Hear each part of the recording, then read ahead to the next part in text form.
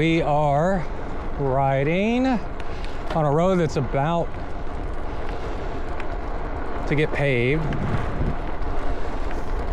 When they tore it up,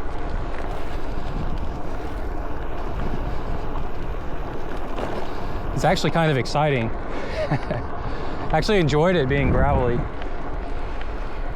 There was a brief period where there was a ditch that was actually too deep, too big, and too wet.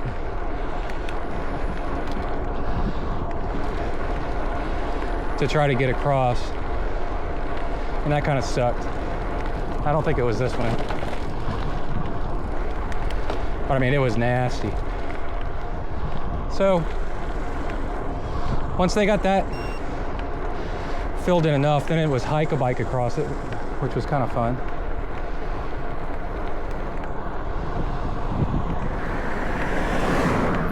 Stop recording.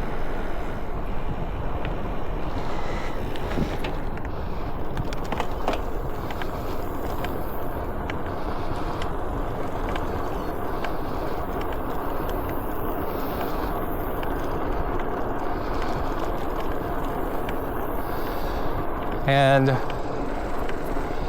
what I have is 2 loops.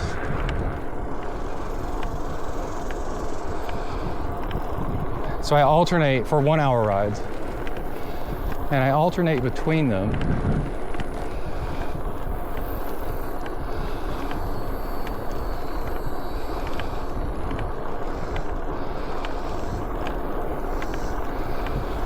For evening rides.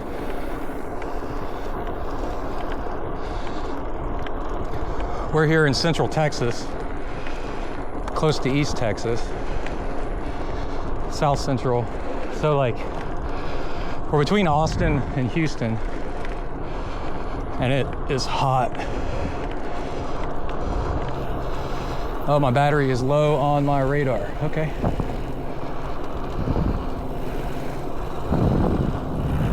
Okay. What do I do? How do I get rid of you?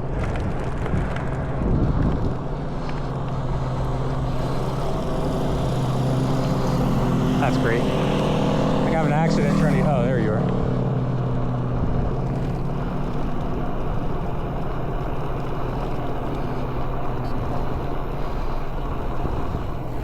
There you go. Oh, that was fun.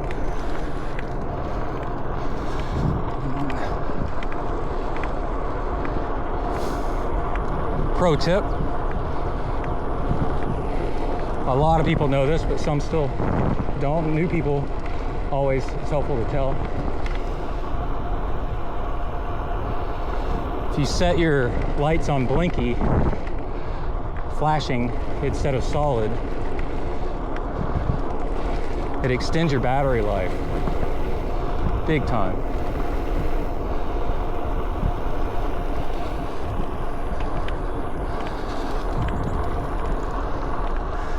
Because, you know, it's only on for brief periods of time.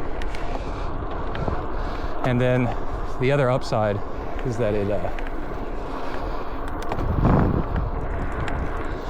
gets cars' attention better, because a solid light doesn't jump out at them like a blinking light does. So you get 2 in 1. Longer battery life, better visibility. Set your rear lights on blinky. There's some cases where you don't. You can find online or ask somebody where that is.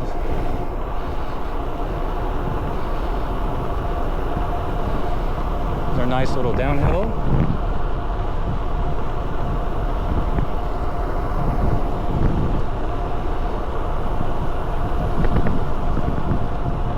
We're coming up on our donkey, and things have been so busy. I forgot my carrot. But it turns out in the evening is his feeding time anyway.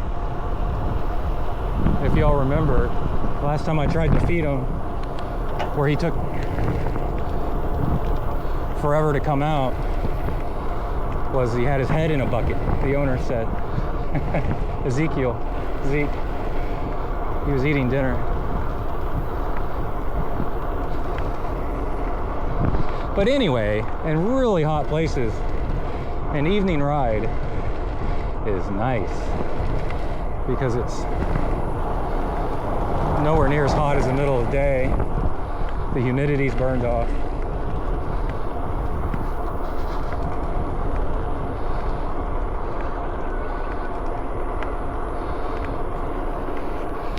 He's usually right up here.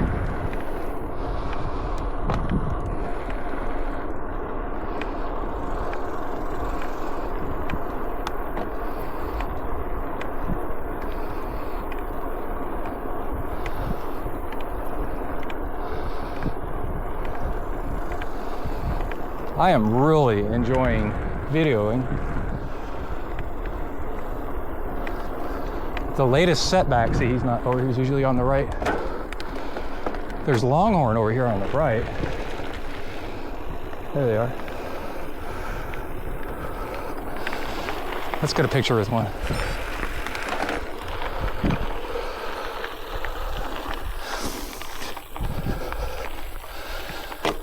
People think, I used to think too, that Longhorn were mean or whatever because of the big horns. Actually, they're really chill. I had a coworker that used to have a saddle and ride around on hers. Hey! So you see, there's one right there. The big one, yeah, look at, he's like, yeah, whatever. Oh, here comes one. Let's see if he comes up.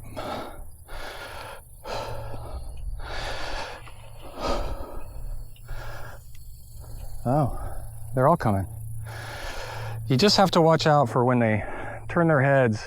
It doesn't even, he's thinking about it. They don't even have to turn their heads fast. The horns are so much longer that kind of like the axle of the wheel doesn't have to spin very fast for the outer side of the wheel to spin really fast. So him just turning his head, and it's when they do this, turn his head like this, they can catch you, and they don't really mean to sometimes, unless they mean to. Yeah, I think that's as close as he's gonna get. They know their owners and such. I like to stop and say hi to the cows. Ask them what's up. Hopefully they say nothing. Okay. Let's get going.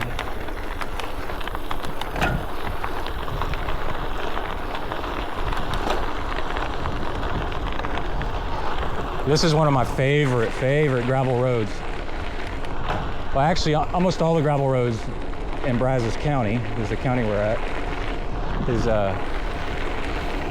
they're a real treat. About 20 years ago,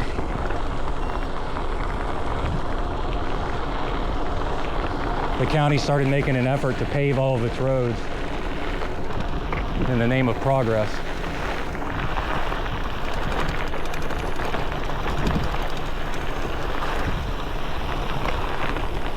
The problem is,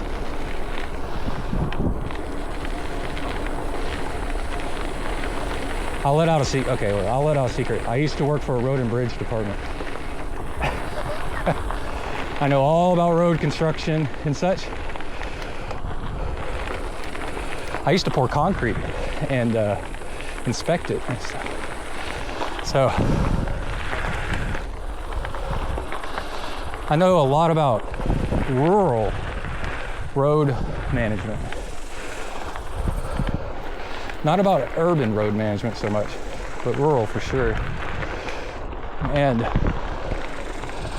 you know, paving a road costs a lot of money. And then the cheapest way to pave it is asphalt or chip seal. Most expensive is concrete.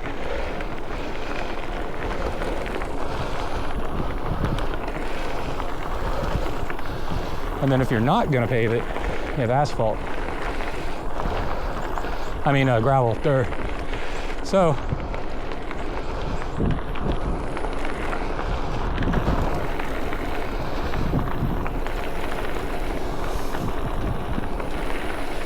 usually a road is, if it's paved, it's done, you know, with a government budget and all that. It's done as inexpensive as possible. There's a chunk in the road. And that'll be asphalt like this right here.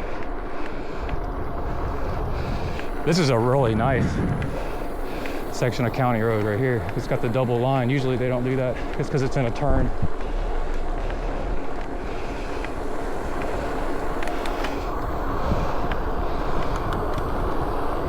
Depends on how much traffic's on the road. That's why you have the hoses out and they do traffic studies.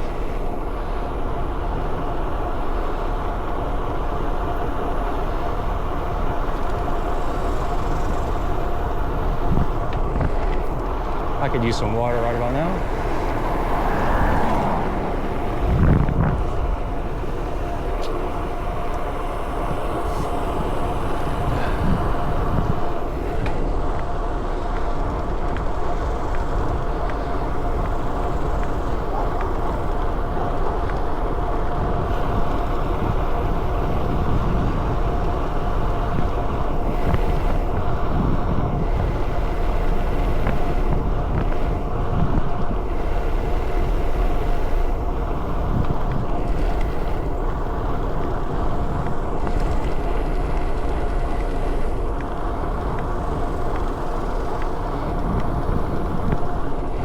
And what's nice,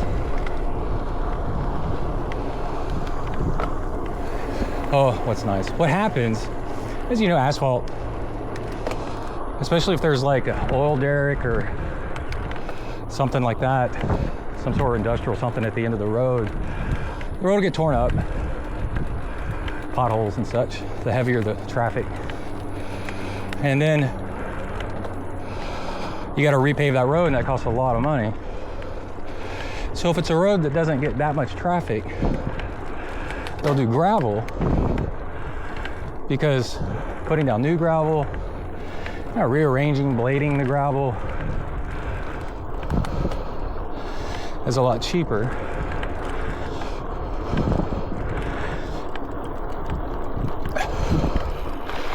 And also, when you're putting down a cheaper road out in the county, on the countryside, there's a particular issue with flooding where floodwater will saturate the ground, and then if it's moving, or where it's moving, because it's moving, where it's moving faster, it'll actually lift up the pavement and take it with it.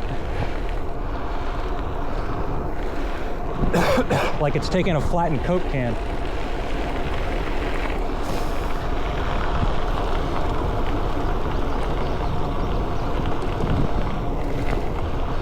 And that is really expensive for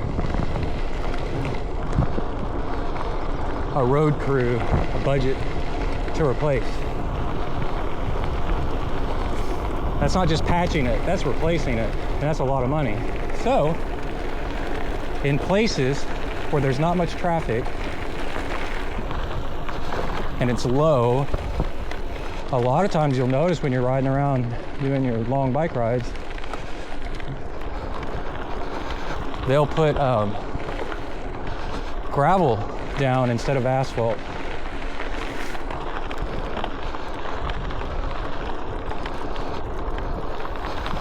Well, concrete wouldn't wash away, theoretically, but it's so expensive. And are you sure that road's gonna be like that forever? Because that last video that I shot that was really long, that road's been there 100 years. And then they quit using it.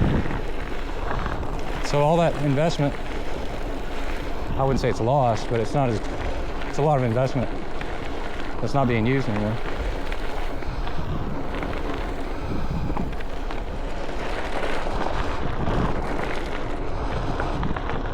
And those, so in a flood will take away the surface of the gravel road a little bit, put down some new gravel.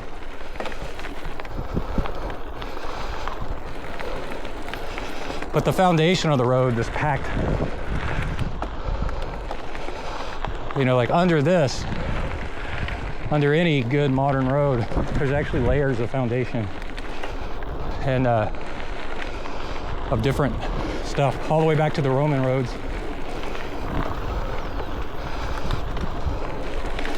How often do you think about the Roman Empire, right? Start thinking right now. If you haven't thought today, this is it.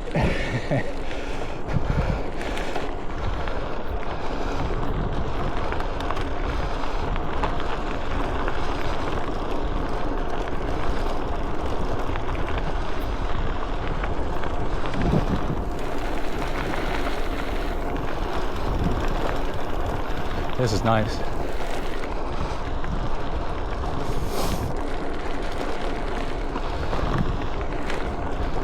You can't really see, but I'm wearing clear glasses because as the sun goes down, and I go in and out of the shade instead of tinted glasses. I haven't owned a pair yet. Kai, my son, has had a pair or two of the ones that change instantly in light conditions. I think that's so cool. I love high-tech stuff like that. As you can tell by what's around your screen.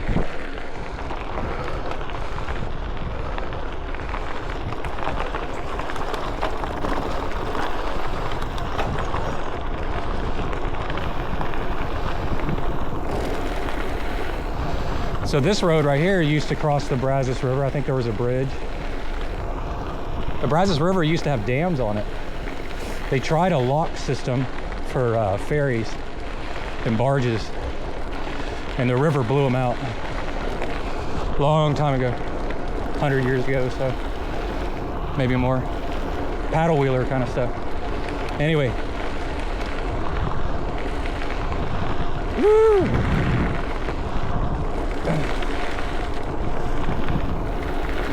I thought we'd see more wildlife coming out. Maybe it's still a little bit too early. It's 7 o'clock, 7:15.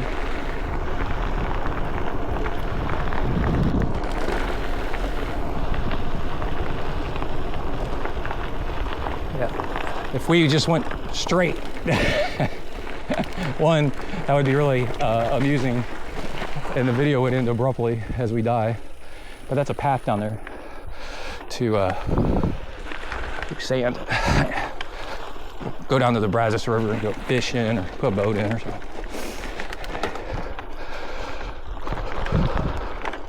Let's go back uphill. Oh, now it's hot. Yeah, you can hear me better.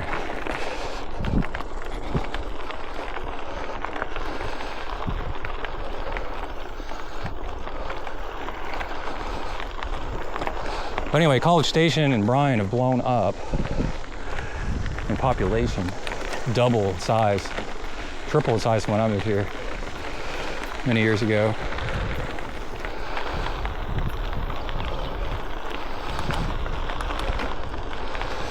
So it's like a tug of war back and forth. We're also hilly, which means there's gullies, and we're prone to flash flooding in some areas.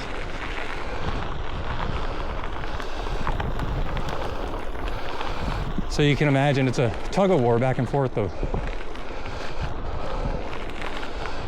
what roads to pave and what to leave alone as gravel, as far as effectiveness of the budget and the tax dollars.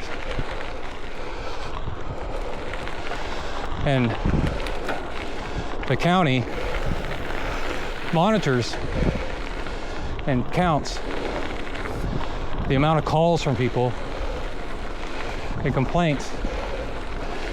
Some people want it gravel. They like it. Some people want it paved because it gets their cars all dusty. My old boss used to say, well, let me ask you a question. Was it gravel when you moved out there? There'd be a long pause.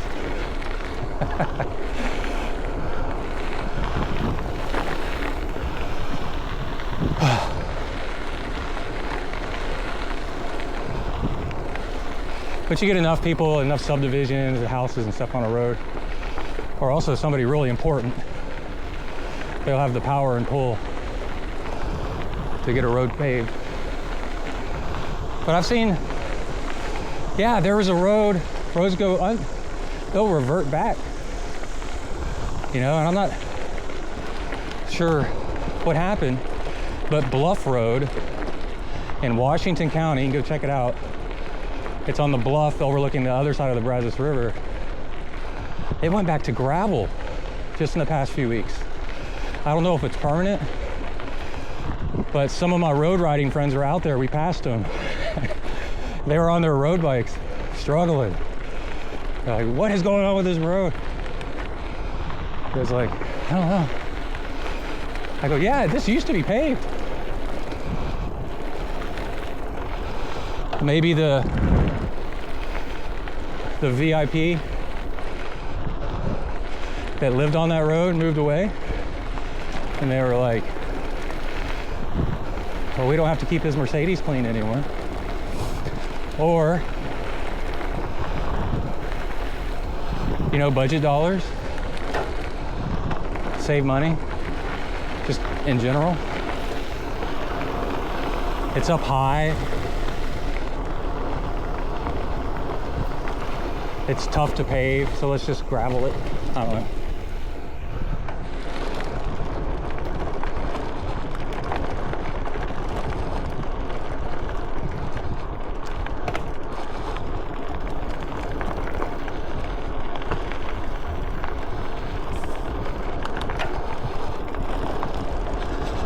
There's a whole, you know, field of study of traffic, obviously, of traffic and road design and road surface strategies.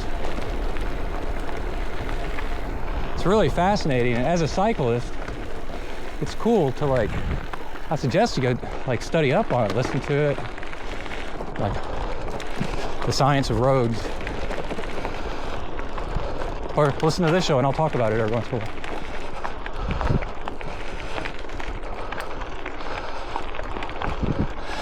It is so cool. Geography, to get a degree in geography or study geography a lot. Because geography, they teach you, not in high school, well, back in the day. I don't know now. Hold on a second.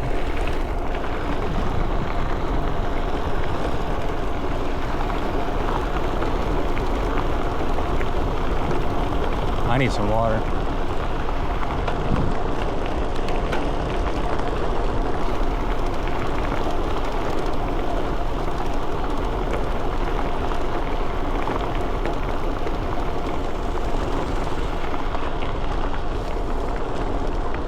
We're gonna pass some Oreo cows here in a second.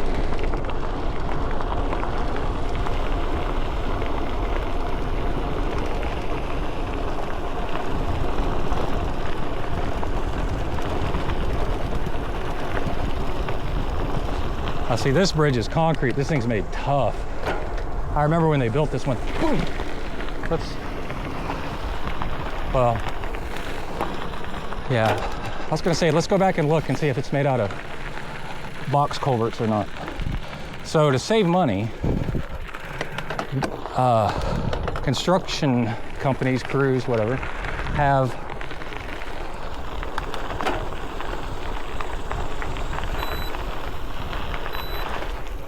let's see if we can look over the edge. Actually, we can go up to this little turnout right here. Let's see.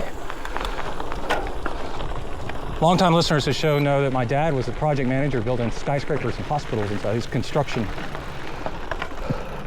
He was in the construction battalion in Vietnam and in the Navy Seabees construction battalion. Maybe hard for y'all to see. That's a real concrete bridge, not box culverts. You can see the pylons, the columns. So, ooh, I'm getting eaten up by mosquitoes. So, this is one, they want max clearance. So, if the flow is not, if it's not gonna be very deep, let's say.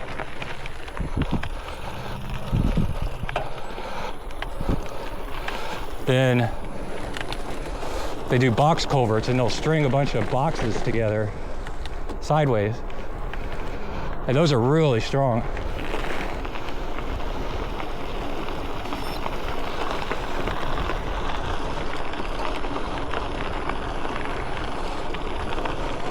And it saves money because they just drop in these boxes and then pave over the top of them.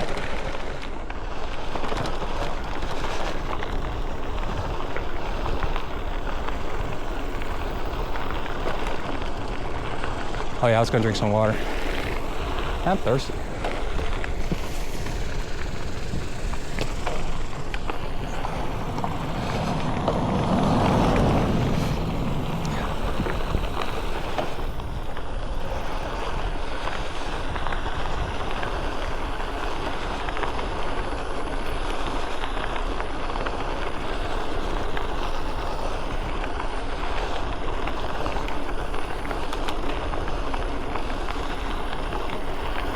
But what I was starting to talk about was geography isn't memorizing the names of state capitals.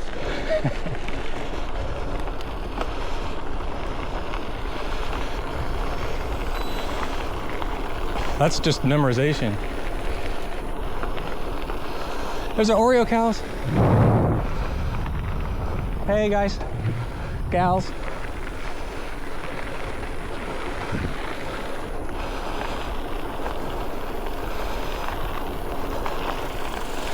It's the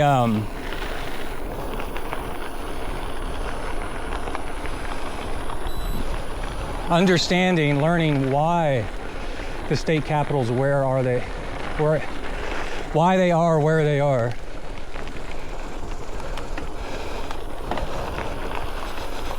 How they got their names from the area around it.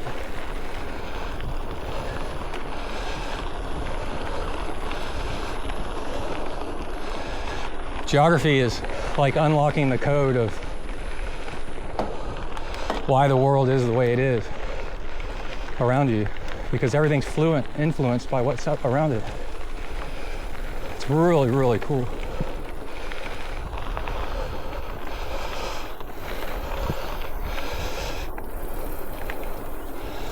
And that's why gravel roads in this area are the way they are. They're paved in the low areas, or paved with gravel instead of hard surface in the lower areas and also in the more rural areas.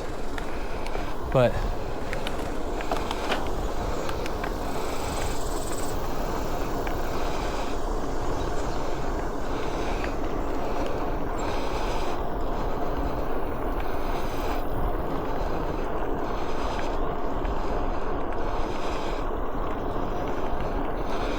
in other parts of the United States and the world,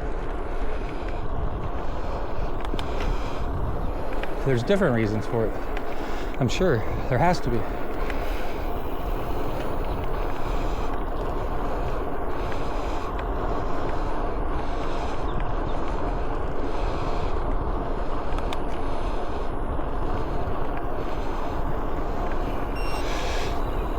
Gonna go by this horse really slowly.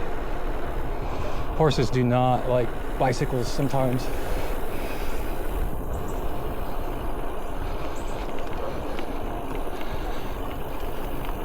Hello.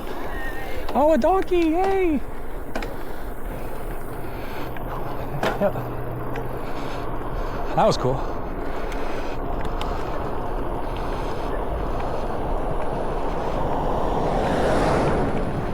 You wouldn't know it, but just a couple miles that way, it's Texas A&M University with 60, 70,000 students. Right there on the other side of these trees.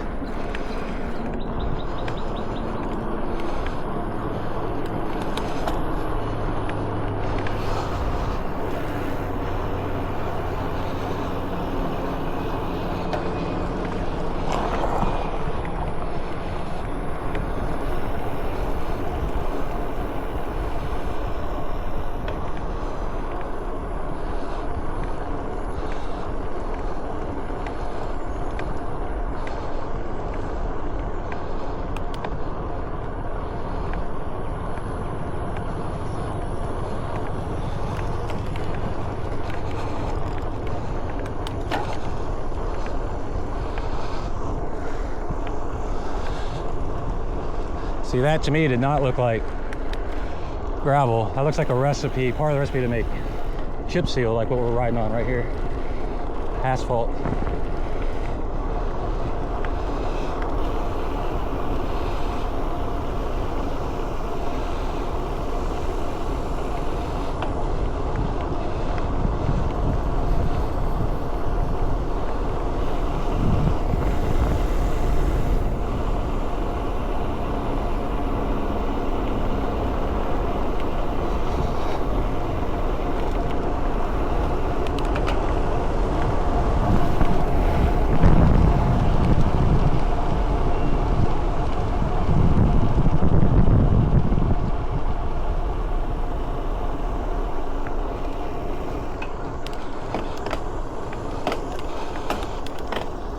One thing that's cool to know, my dad would harp on me about when I was younger until I got it straight, is pavement is all kinds of different surfaces. It could be concrete, asphalt, I guess gravel. Gravel's getting kind of, I would not, a dirt road would not be pavement. But cement is glue.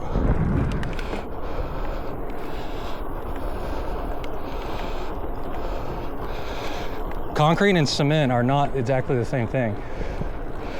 Concrete has cement in it.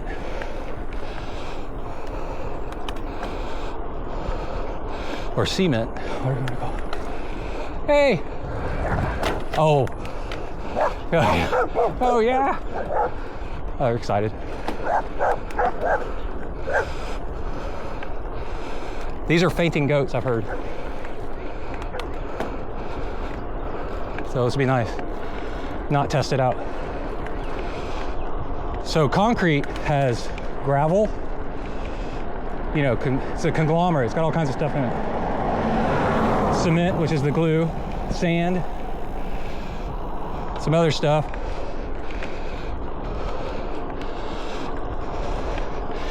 And the way I keep it straight is rubber cement is glue, right? So that's how you know. It is not concrete. It's not rubbery concrete. It is a glue, rubber cement. Rubbery glue.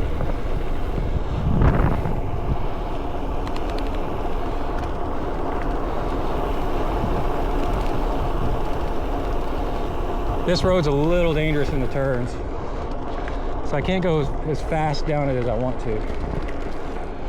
It's really beautiful. Lyle Lovett used to live out here on this road. When he married Julia Roberts, they lived out here briefly.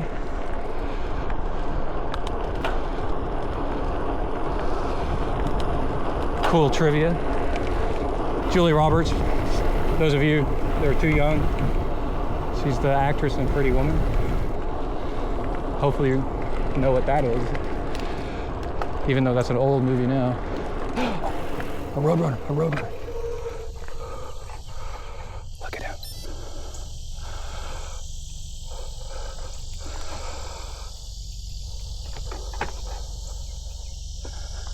Yeah.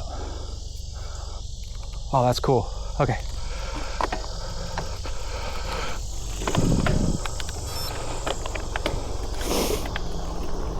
The times where I've been extended job offers to move away from here,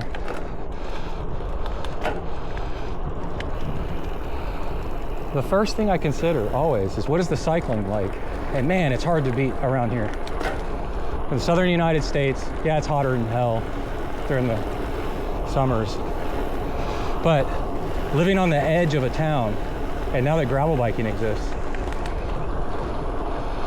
it's pretty freaking amazing. It takes me like 5 minutes to get out of town. It's taking longer and longer every year. I gotta watch this turn right here.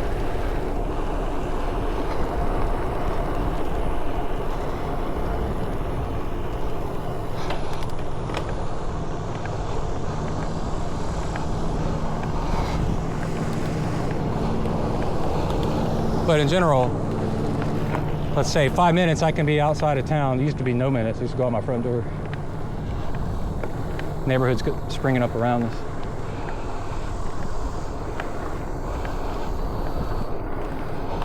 And then you have this. I see all this crazy wildlife. If you look at the video I posted before this, I think, or two before this, there's a giant, no, it's on Instagram. It's something about fueling tips. River is the thumbnail. It's a giant armadillo.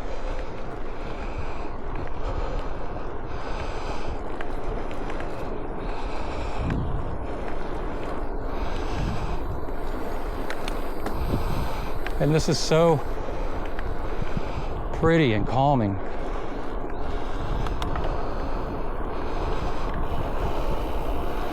After I retire someday, I'm gonna live totally out in the countryside.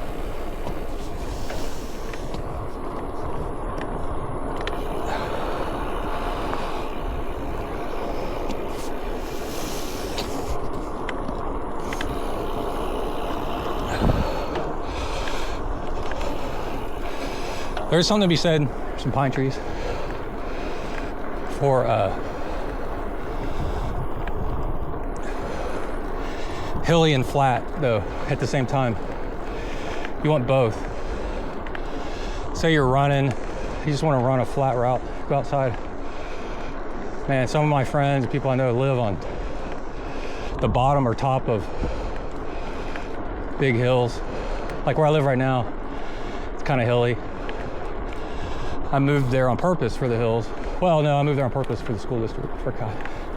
I'll take that back. And also to be out of the floodplain, because I knew about that kind of stuff.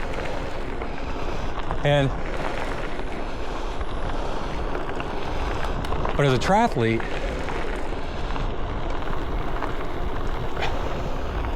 or just a runner, period, that's why Boulder is so attractive. Is you got hills, mountains if you want them. To the west and to the east, it's flat. So ideally, you live in a place or you're right on the edge of hills one direction and dead flat the other. And then depending on how sore you are or how you feel,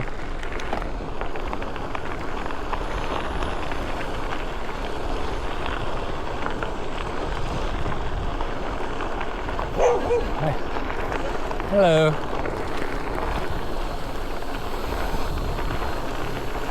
Because I can tell you, dude, going out for a run, going uphill sucks to have to start off. We sometimes see one of Kai's old cycling coaches out here riding around.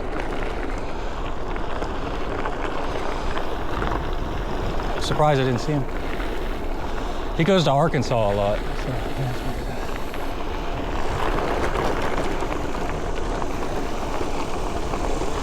Tilting the bike to the left, but leaning the body to the right.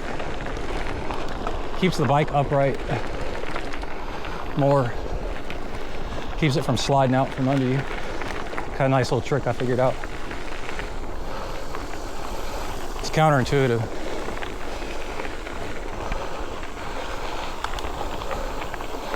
And that's specifically for gravel, because gravel's like ball bearings under you.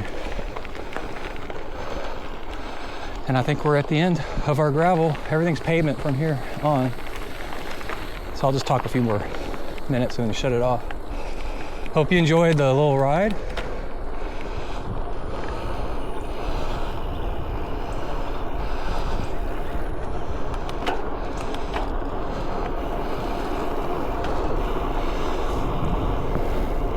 I'm really enjoying this camera to the point of where I'm paranoid something's gonna happen to it. and then what do? I can't buy a second one this soon. I'm enjoying figuring out the technology. It's really interesting. I got a techie kind of background, so it's not too challenging, but I'm older now, so it's like, it's a little challenging. All the swiping and hidden menus and stuff. It's frustrating to us that grew up with buttons and stuff. I'm a Gen Xer. And then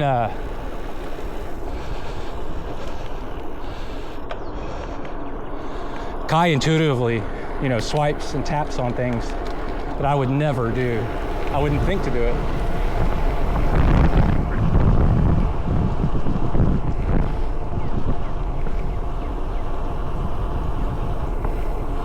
And oh yeah, so like the latest, another bridge, concrete.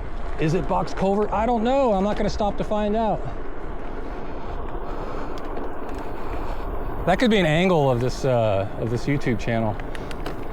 Is road inspecting.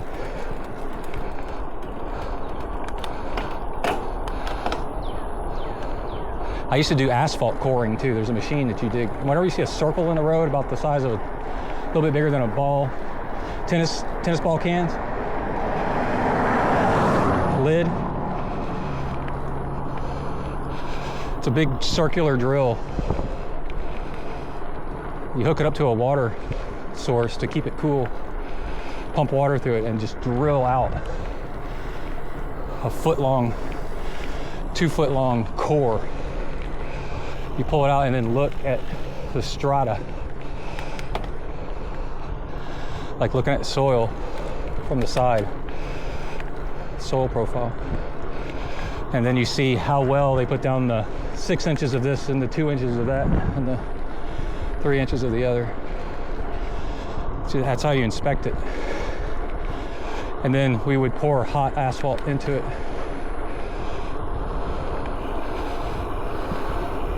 Into the hole. That's where those come from.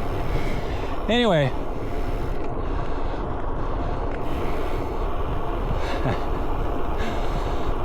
I forgot how much I knew about this stuff. I don't do it anymore. I like bikes.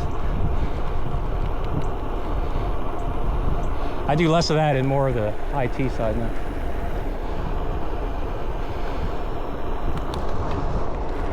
Computer servers and databases where you store all this information and analyze it.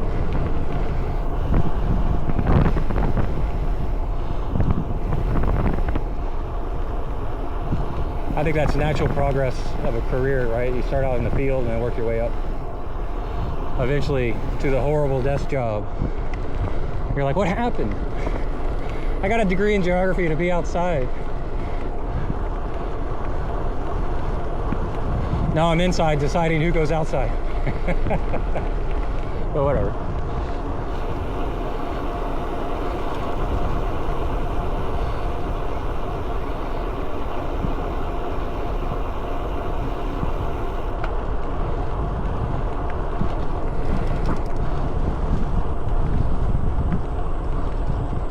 Oh, the latest technology. I think those are box culverts that we just drove over right there. The latest technology, challenge I'm dealing with, it's kind of fun, is it's so interesting, the zen of like paying attention to, here's your moment of zen, what you're struggling with and how frustrating it is, but then also how good it feels to figure it out, and also to be patient.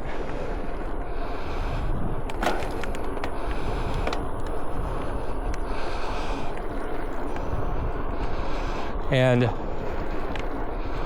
the answer, when it arises, or the solution, is sometimes really interesting and actually is better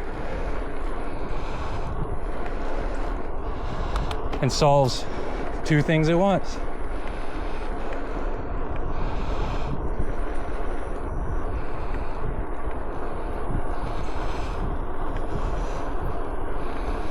We'll call this moment of Zen the patience of problem solving. Problem solving with patience.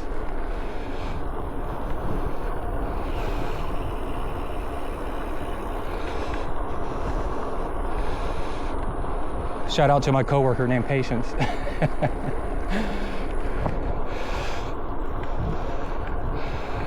Anyway,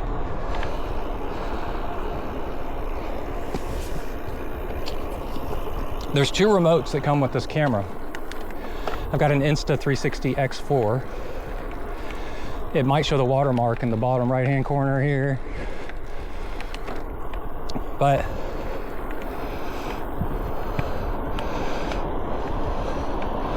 all I need is the cheap one, because the expensive one does too much. I don't need all that settings stuff. I just need the remote to turn the camera off and on to save battery.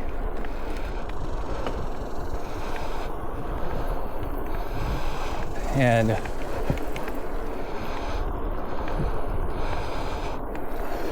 to have it here on the handlebars. So I bought the cheap one, which was not cheap, still $80. And it almost works. The software inside isn't written exactly for this brand new model of camera. Now they could update it, maybe, to handle, well, they totally could, I think. I'd have to know the hardware limitations of what antenna channel, frequency channels it's using and stuff. But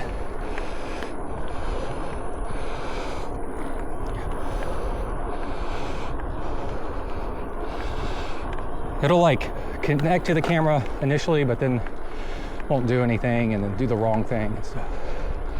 It turns out, per customer support, as of right now, the camera is not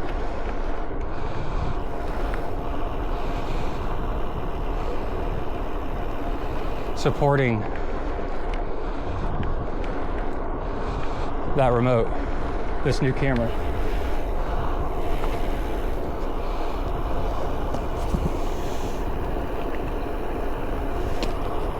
But there's a remote that's twice the price that will, of course. And it's got a color screen and you can see what's going on. It's called the preview camera. It's got a miniature version of the camera's back screen on it, so you can see what the camera's seeing.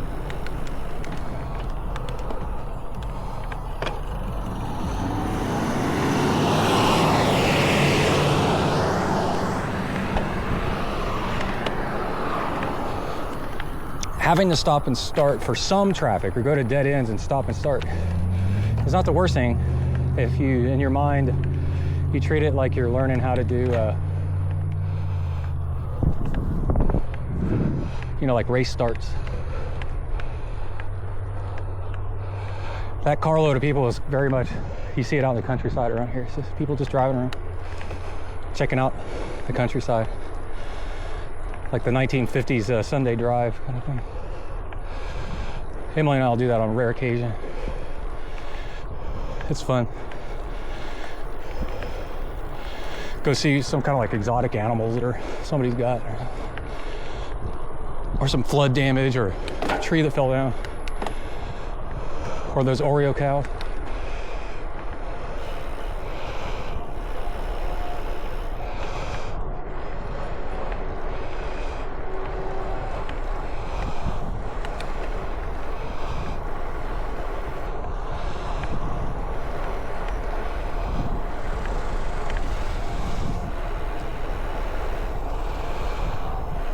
So by accident,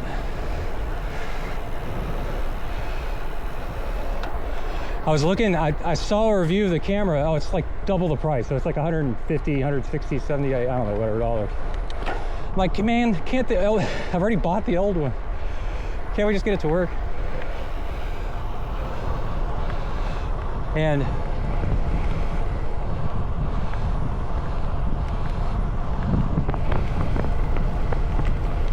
what's funny is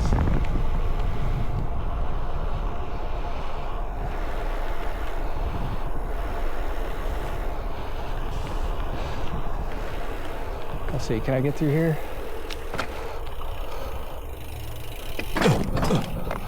There we go. Gravel bike, activate. You can do that on a road bike. You can do that in my Honda Civic. The video I found, well, some videos I was looking at the camera, I'm like, what does this thing do that's worth it? And I have to save up for a while to buy the little remote.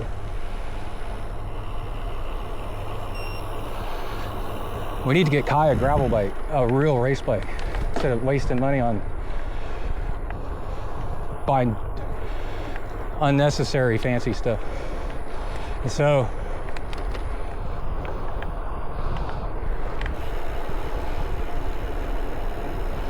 all this camera stuff is part of this, ooh, check out this Porsche. It's gonna let me cross. Thanks, dude. It's pretty. I don't like the pastel gray colors. That's trendy right now.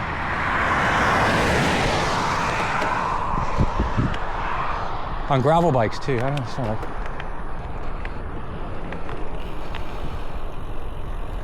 Anyway, in some video somewhere, somebody said it has a pause feature on this remote. You press a button on it. And also, start and stopping the camera all the time, like touching it. You can get your hands on the lenses, miss the buttons, you don't know. It's nice to have a remote, like right here. And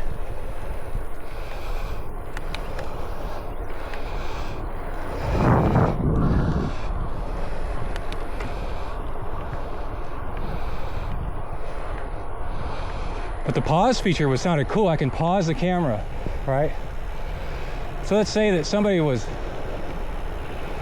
running stop signs. They could just pause it and there wouldn't be any video evidence. I mean, that's a terrible person. But some stop signs are out in the middle of nowhere. So I can see why somebody might do that. But anyway.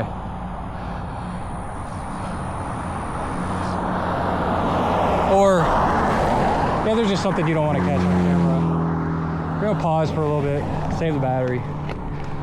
But let's say I was like, that's really cool. So I was watching a video on the remote. Well, I thought I was, and something came up about the camera itself and said that there's voice controls on this camera. And I was like, huh. Oh, and so what I'm doing also is I'm wearing the camera up on my chest for better visibility.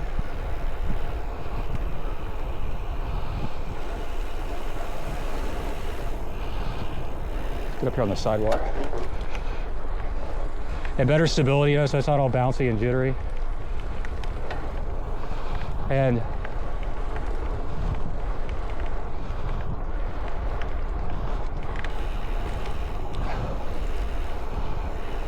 I need more water. So it's up pretty close, so the recorder's pretty good up this close, because if I was wearing a lapel mic, it would be right here.